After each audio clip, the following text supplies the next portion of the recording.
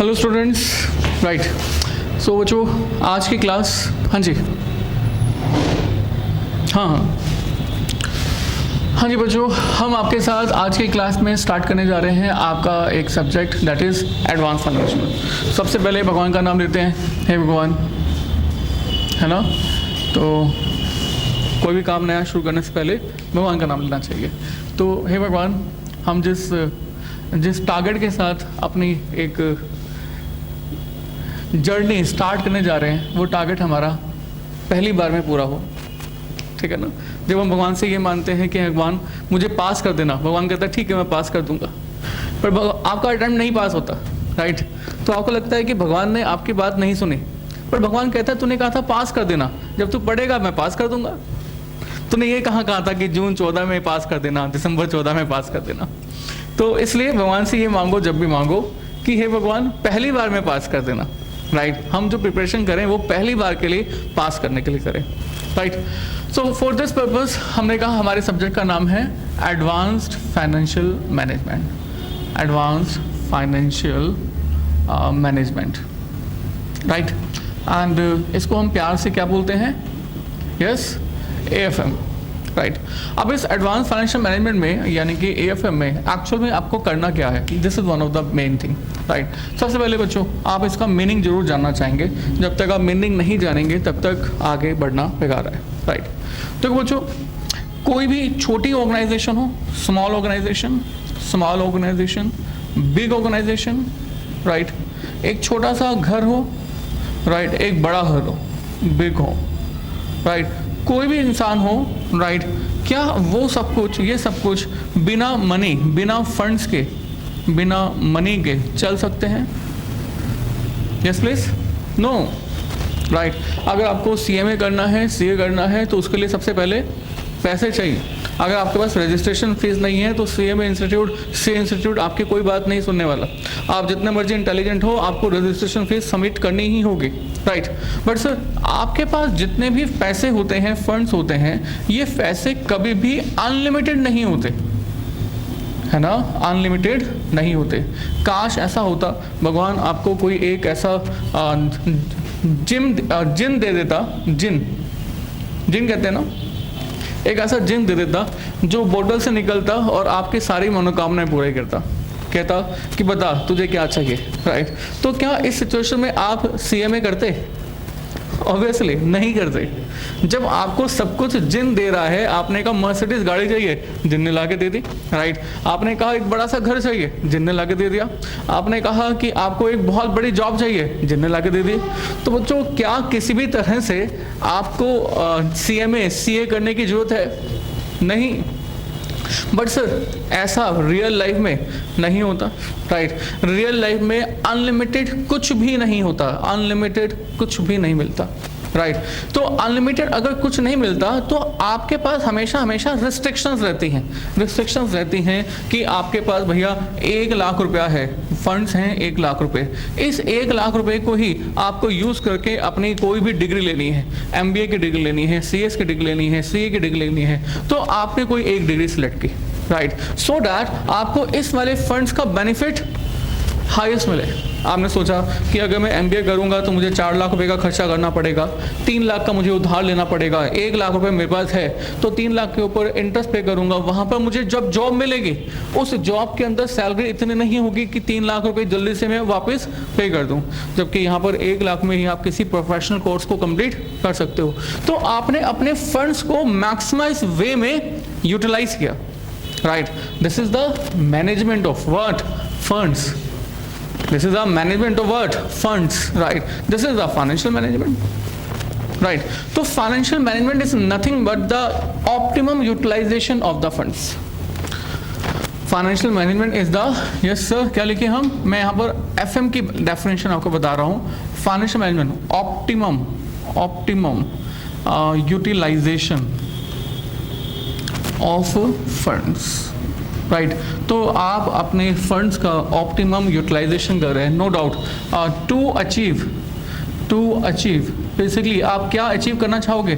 To achieve, yes please, maximum क्या? Return, obviously, जिससे कि आपको उस फंड को यूज़ करके आपके रिटर्न हाईएस्ट हो। जो this is basically FM, right. और जो ये एफएम वाला कंटेंट है ये बेसिकली आपके सीएमए के अंदर इंटर में है, राइट। अब सर बड़ी दुविधा ये है कि एफएम सीएमए के इंटर में तो है, बट जो बच्चे ओल्ड कोर्स से इंटर किया हुआ है उन ओल्ड कोर्स के अंदर किसी भी तरह से ये सब्जेक्ट इंक्लूडेड नहीं था, राइट। हमने फंड्स का ऑप्टिमम यूटिलाइजेशन तो सीखा ही नहीं, राइट। और अब आप जब फाइनल में आ गए हो तो फाइनल में आने के बाद आपको अब क्या करना होगा, एडवांस फाइनेंशियल मैनेजमेंट।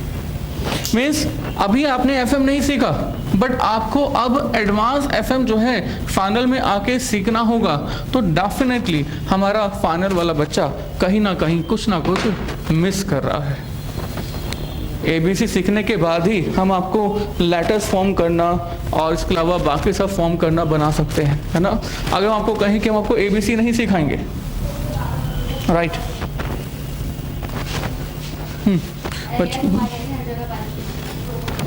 बच्चों चाय भी हो गए, पक्का, थैंक यू। ओके, मैं पी लूँ, ओके थैंक यू। तो बच्चों हमने कहा आपने इंटर के ओल्ड कोर्स के अंदर एफएम पढ़ा ही नहीं, बट अब फाइनल में आकर आपको बेसिकली एडवांस एफएम पढ़ना है। एफएम नहीं, एडवांस फाइनेंशियल मैनेजमेंट। अब इस एडवांस फाइनेंशियल मैनेजमेंट में डेफिनेटली आपके बेसिक एफएम की कुछ रिक्वायरमेंट्स को होंगी जो आपको पहले से आनी चाहिए। तो बेसिकली हम आपको आज की क्लास में ये जो बेसिक्स है इस बेसिक को क्लियर कर रहे हैं ताकि फाइनल में जो आपके एडवांस फाइनेंशियल मैनेजमेंट की रिक्वायरमेंट है वो सेटिस्फाई हो जाए, राइट। तो आज की क्लास का हमारा theme basically basics of the FM को क्लियर करने का है, राइट। बट उससे पहले नो डाउट मैं ये जरूर चाहूँगा कि मैं आपको ये बता दूँ कि आपके एएफएम के अंदर आपके कोर्स के कंटेंट कौन कौन से हैं, क्योंकि जब तक आपको कोर्स के कंटेंट नहीं मालूम होंगे, टारगेट डिसाइड नहीं होगा, तब तक हम आगे नहीं बढ़ पाएंगे, राइट। तो बच्चों आपके कोर्स के अंदर सबसे पहले जो सबसे इम्पॉर्टेंट चैप्टर है दैट इज़ फॉरेक्स आपके कोर्स का सबसे इम्पॉर्टेंट चैप्टर रहेगा, राइट। इसके बाद नेक्स्ट वेरी इंपॉर्टेंट चैप्टर आपका रहेगा that is portfolio management, right. इसके बाद नेक्स्ट इंपॉर्टेंट आपका चैप्टर रहेगा डेरिवेटिव्स। नेक्स्ट इंपॉर्टेंट चैप्टर रहेगा investment management. Next important chapter रहेगा बच्चों आपके कोर्स का that is mutual funds, right. इसके बाद अगर मैं इंपॉर्टेंस वाइज आपको ये नंबरिंग दूं तो उसके बाद जो थ्योरी है that theory content is the important one, right. इसके बाद 7th नंबर पर मैं आपको कहूँगा कि आपकी इम्पोर्टेंस की फॉर्मेट में आपका चैप्टर रहेगा that is leverage and capital structure.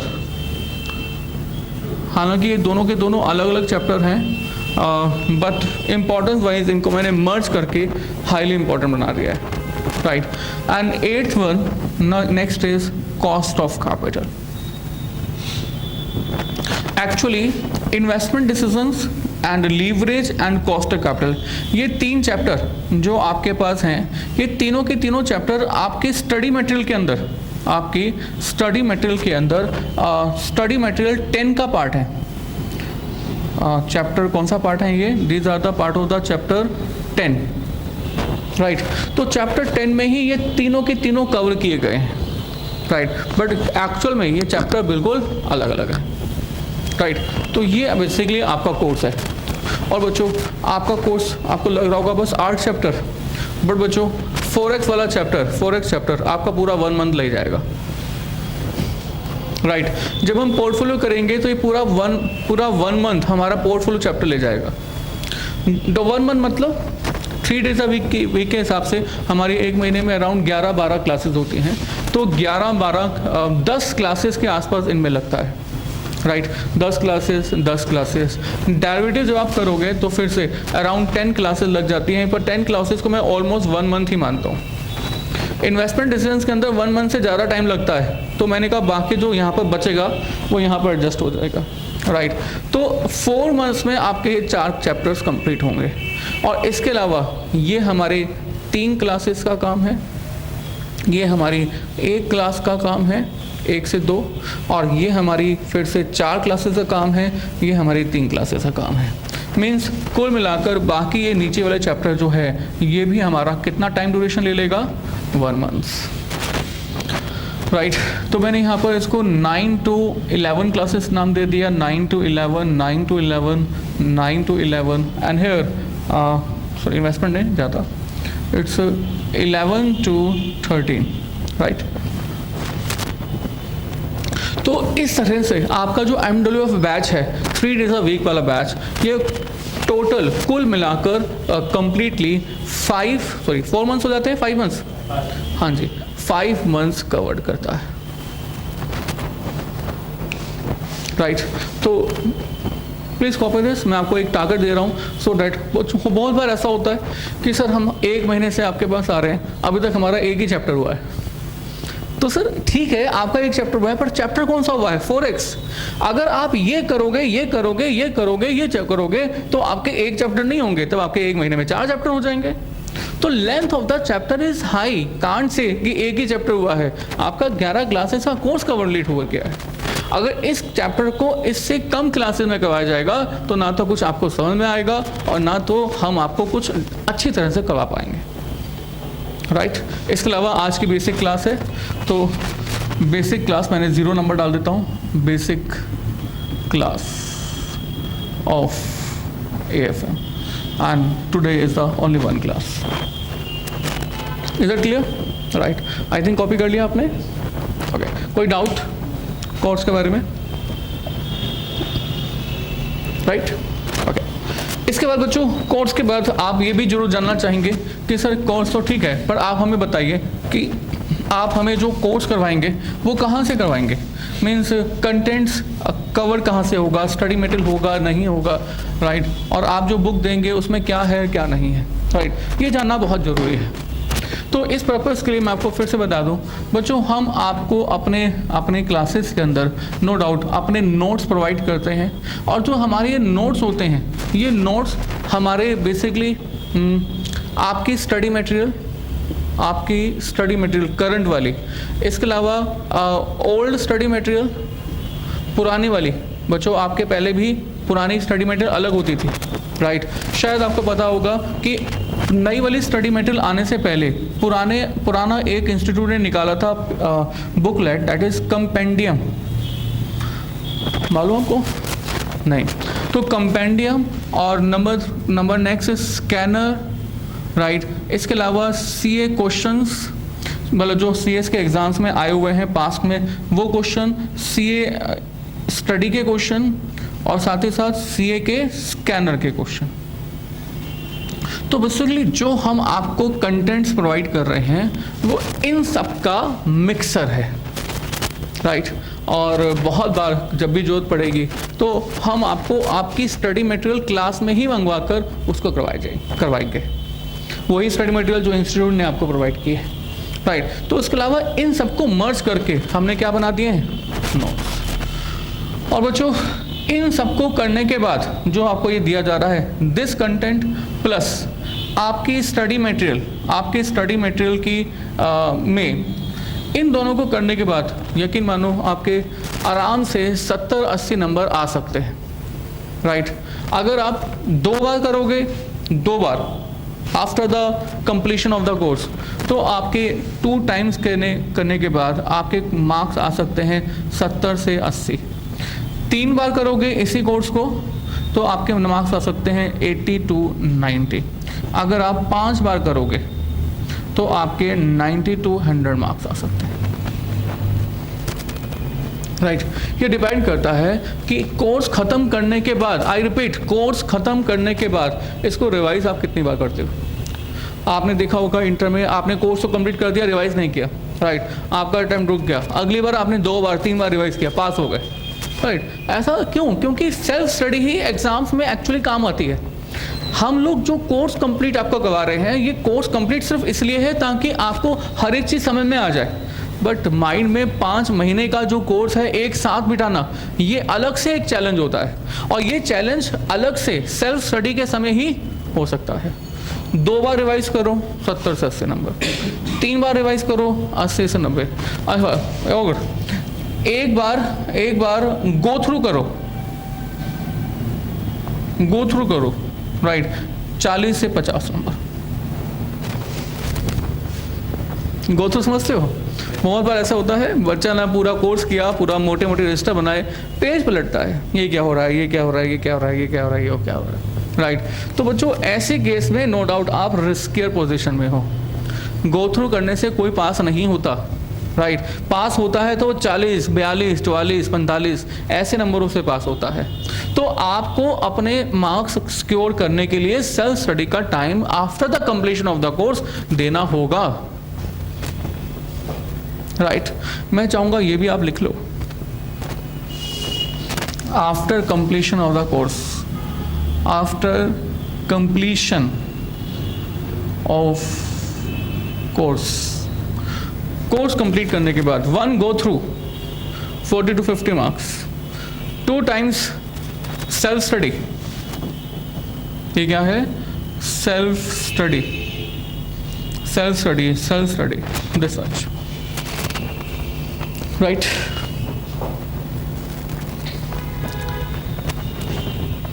Yes, anything about the material जो आपको पूछना चाहते हो? हाँ जी बच्चों, कुछ आप मटेरियल के बारे में कुछ और पूछना चाहते हो? सर हमें बुक मिलेगी? बुक मिलेगी, नोट्स मतलब बुक।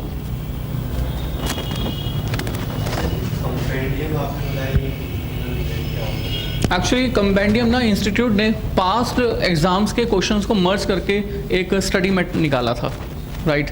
वो अब आपके लिए यूज़, मतलब अब आप जो है वो यूज़ नहीं करते हैं, पर जो ओल्ड कोर्स वाले बच्चे थे ना उन लोगों के लिए निकाला था। और अब क्या किया है इन्होंने, ओल्ड कंपेंडियम को, ओल्ड स्टडी मटेरियल को मर्ज कर दिया और आपके स्टडी मटेरियल में एज इट इज डाल दिया, राइट। तो कुछ चीज़ें इन सब में कॉमन है, तो कॉमन चीज़ें डेफिनेटली 2-3 बार नहीं डालते, पर कुछ चीज़ें एक्स्ट्रा भी इसमें से मिलकर आपके बुक में यानी कि आपके नोट्स में आ जाएंगी, राइट।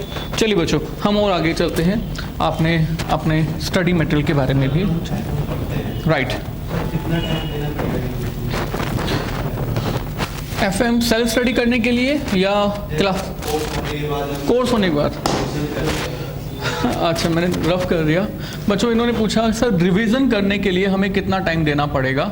एक बार अगर आप कहते हो सर 2 बार रिवीजन करोगे तो 70-80 नंबर आ जाएंगे, तो हमें एक बार की रिवीजन में कितना टाइम लगेगा, है ना, ये कहना चाहते हो?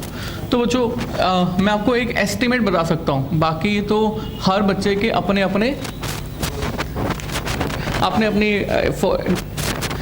अपने अपनी इंटेलिजेंसी पे भी होता है, अपने एक जुनून पे होता है, राइट, वो डिपेंड करता है। पर नॉर्मली जो रिवीजन 1 है, रिवीजन 1 जब हम 4x रिवाइज करोगे तो 3 दिन इसके अंदर लग जाते हैं, 3 days ऑफ द 10 hours। जब आप पोर्टफोलियो, नेक्स्ट पोर्टफोलियो बताया था ना, पोर्टफोलियो रिवाइज करोगे तो इसमें भी 3 दिन लग जाते हैं। जब आप डेरिवेटिव्स रिवाइज करोगे तो इसमें भी आपके 2 से 3 दिन लग जाते हैं। और जब आप इन्वेस्टमेंट डिसीजंस करोगे तो उसमें भी 3 दिन लग जाते हैं, 3 से बल्कि 4 दिन। और अगर आप म्यूचुअल फंड करोगे तो ये 6 से 8 घंटों में हो जाता है। और इसके अलावा अगर आप लीवरेज करोगे, leverage, capital structure, cost of capital, इन सबको मिला के 1 दिन लगता है रिवीजन के लिए। और बच्चों मैंने टॉपिक का नाम आपको अलग से नहीं लिखवाया, इन्वेस्टमेंट डिसीजन में वो इंक्लूडेड है actually, lease versus finance, right. तो ये जो लीज वर्सेस फाइनेंस है that will take half day, lease versus finance that will take half day. ये पहली रिवीजन में टाइम लगता है, बट सर अगर आप दूसरी रिवीजन करेंगे तो ऐसा नहीं है कि इतना ही टाइम लगेगा, आपका टाइम इससे आधा हो जाएगा। जब आप तीसरी रिवीजन करेंगे तो ऑलमोस्ट उतना ही टाइम लगेगा, फिर चौथी रिवीजन में कम टाइम लगेगा, पांचवी में और, तो जैसे जैसे रिवीजन बढ़ाते जाओगे वैसे वैसे आपका टाइम कंजम्पशन कम हो जाएगा। सो आई कैन से 3 + 3 6 2 8 और 3 11 और 12 13 से 15 दिन आपके पहले रिवीजन में लगते हैं, दूसरी रिवीजन में 6 से 8 दिन, राइट। हाँ, इसमें एक चीज़ हमने रिवीजन में काउंट नहीं किया, that is important one, that is theory. So theory को लेकर चलें तो अगर आपने एक बार थ्योरी पूरी पढ़ी हुई है तो 2 दिन लग जाते हैं, तो ऑलमोस्ट वही 15 दिन लगते हैं रिवीजन 1 के अंदर। This is also very important. ये आपने ऐसी चीज़ पूछी है जो बच्चा लास्ट में पूछता है, राइट। तो अब आपने पूछ लिया है तो आप लिख भी लो।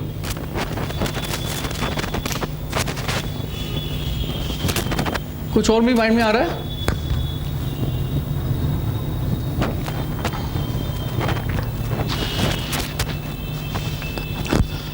हाँ जी, आपके माइंड में अब कुछ और नहीं आ रहा, अब मन में ये आ रहा है कि सब पढ़ा दो, राइट, सो दैट हम लोग आगे कंटेंट को प्रोसीड करें। बिल्कुल ठीक है सर, लेट अस स्टार्ट।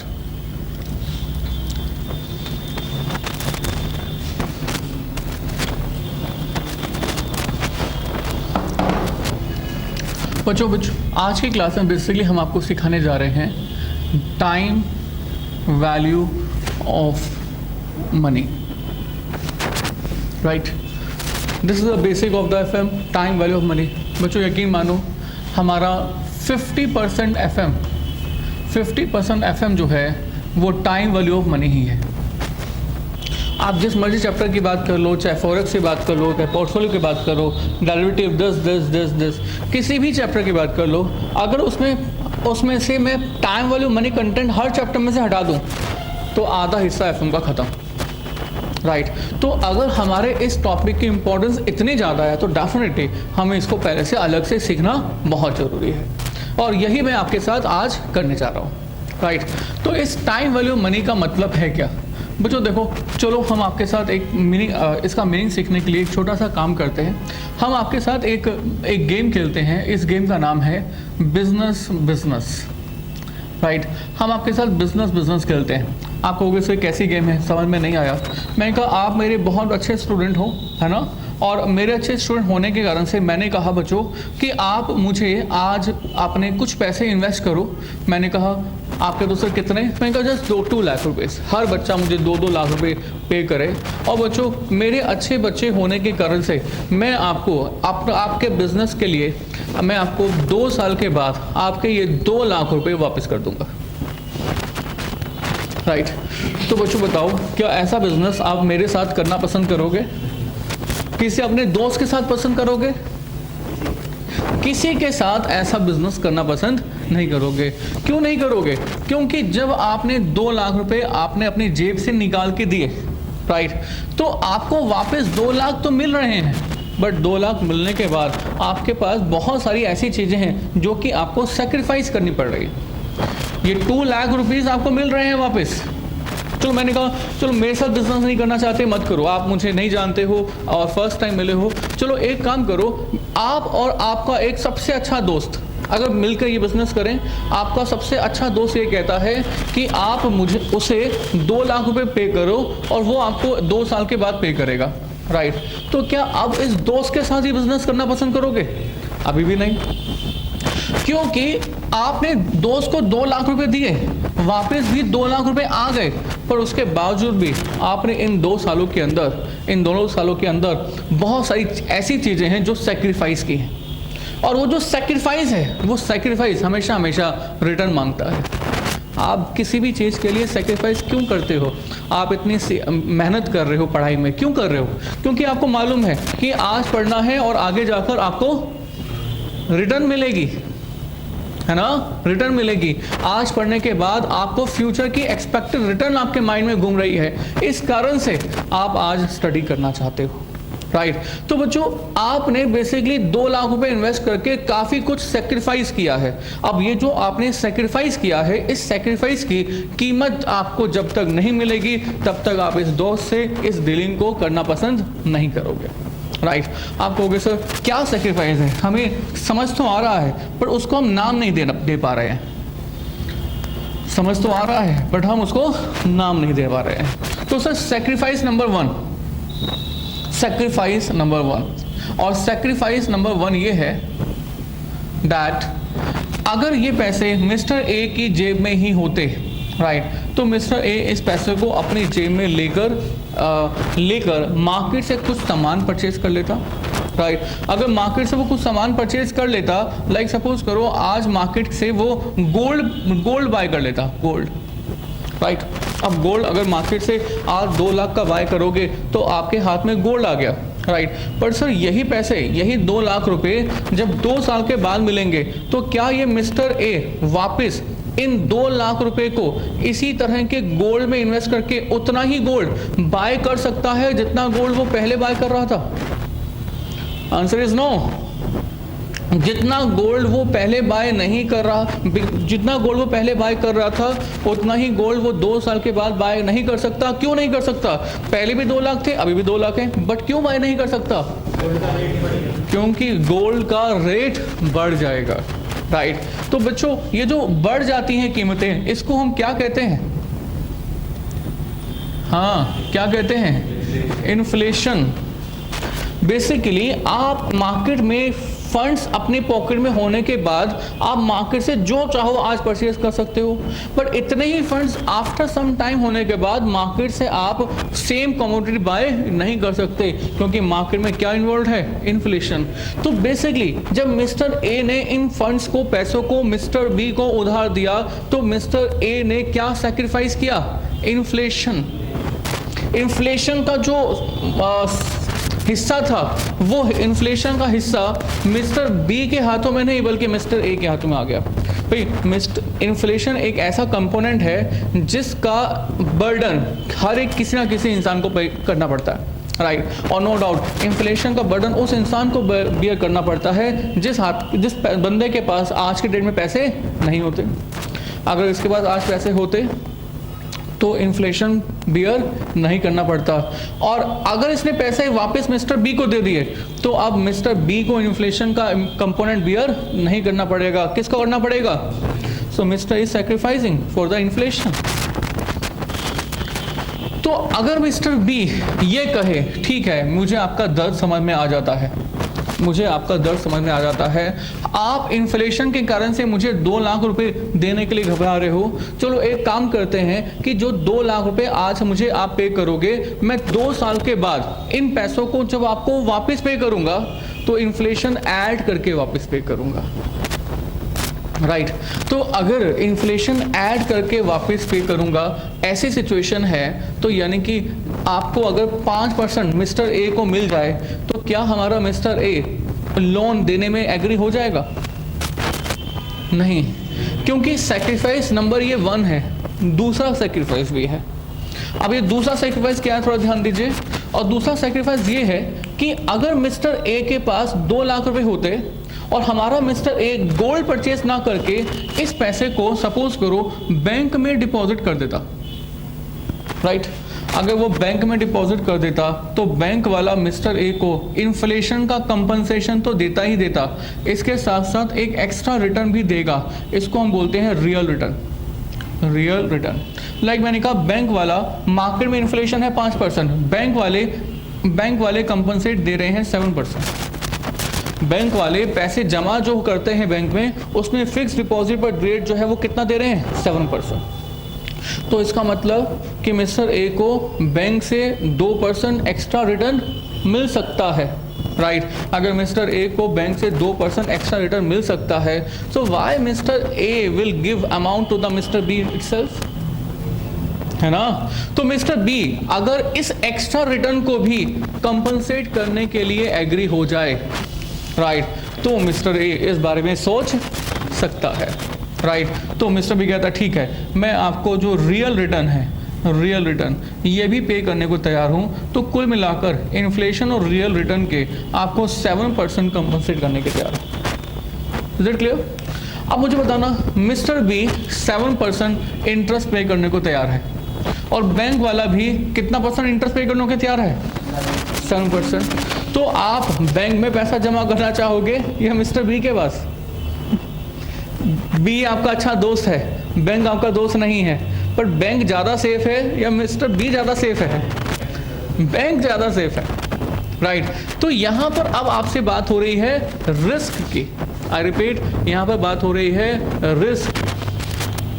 आपको दोनों जगह पर रिटर्न चाहे तो सेम मिल रही है, उसके बावजूद भी आपको बैंक वाला ऑप्शन ज़्यादा अच्छा लग रहा होगा, क्योंकि बैंक वाले ऑप्शन के अंदर आपको रिटर्न सेफर साइड से मिल रही है, जबकि आपके दोस्त से जो रिटर्न मिल रही है वो सेफर नहीं है। हो सकता है 2 साल के बाद आपका दोस्त ना रहे। दोस्ती तब तक अच्छी रहती है जब तक पैसा बीच में नहीं आता। दोस्ती यारी एक तरफ, पैसा एक तरफ, राइट।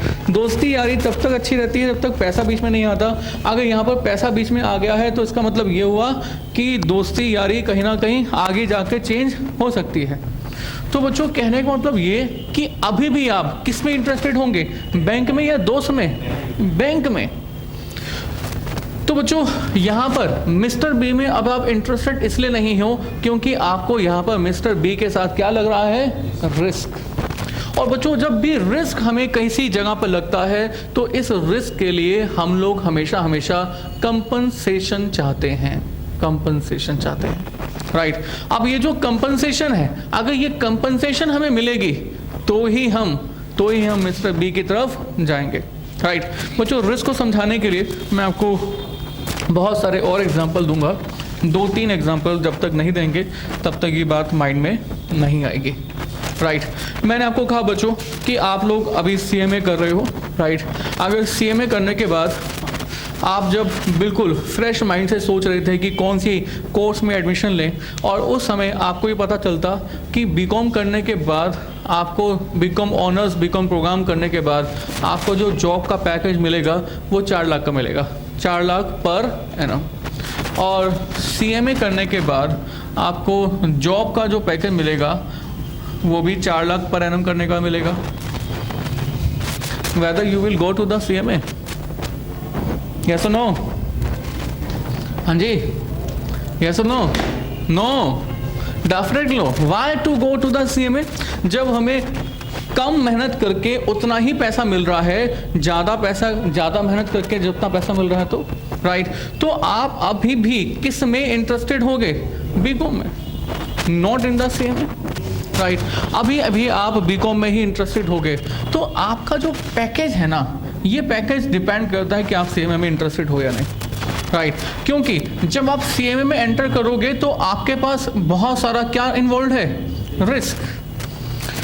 4 साल 4 साल लगाने के बावजूद भी अगर आपको इतने पैसे नहीं मिले जितने कि BCom वाले को मिल रहे हैं, उससे डबल पैसे नहीं मिले, तो डेफिनेटली आप CMA में एंटर करना पसंद नहीं करोगे। समझ में आया? राइट। ये तो एक एग्जांपल। इसके बाद और सुनो, हमने आपको ये कहा कि सर कि पैसे कमाने हैं ना, पैसे कमाने हैं तो कोई दिक्कत नहीं है। पैसे कमाने के लिए आप मेरे साथ जुड़ो, राइट। और मैं आपको जो है पैसे कमाने का बहुत आसान और अच्छा रास्ता बताता हूँ। आप मेरे साथ जुड़ना पसंद करोगे? बोलो यस और नो? यस। आप कहेंगे पहले काम बताओ, राइट। हमने कहा सर काम भी बहुत आसान सा है।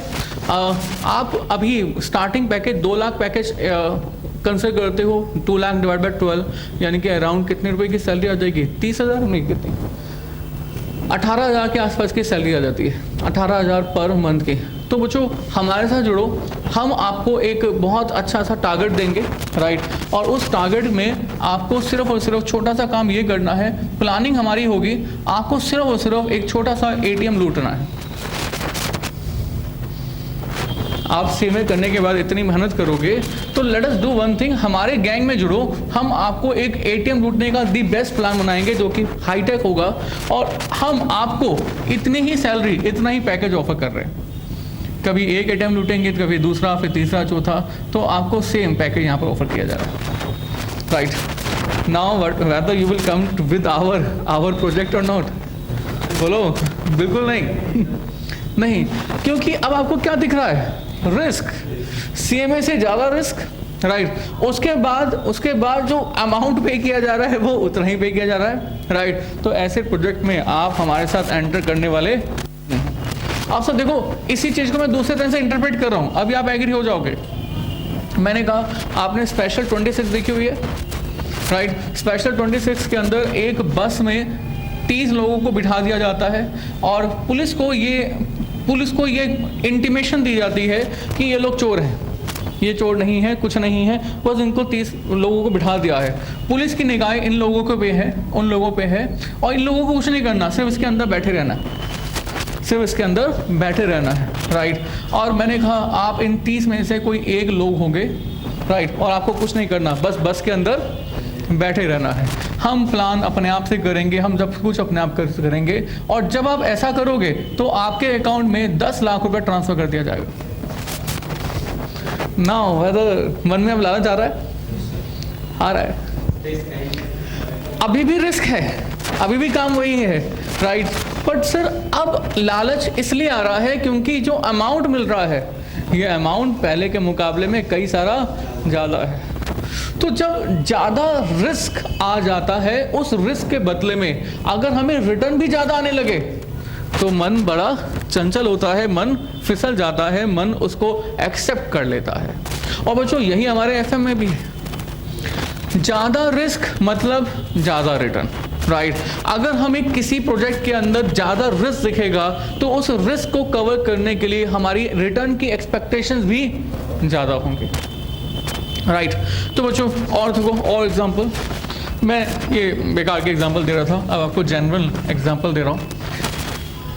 मैंने कहा बच्चों ये मान के चलो कि आपके पास कुछ फंड्स हैं, आपके पास सपोज करो कि 1 लाख रुपए का फंड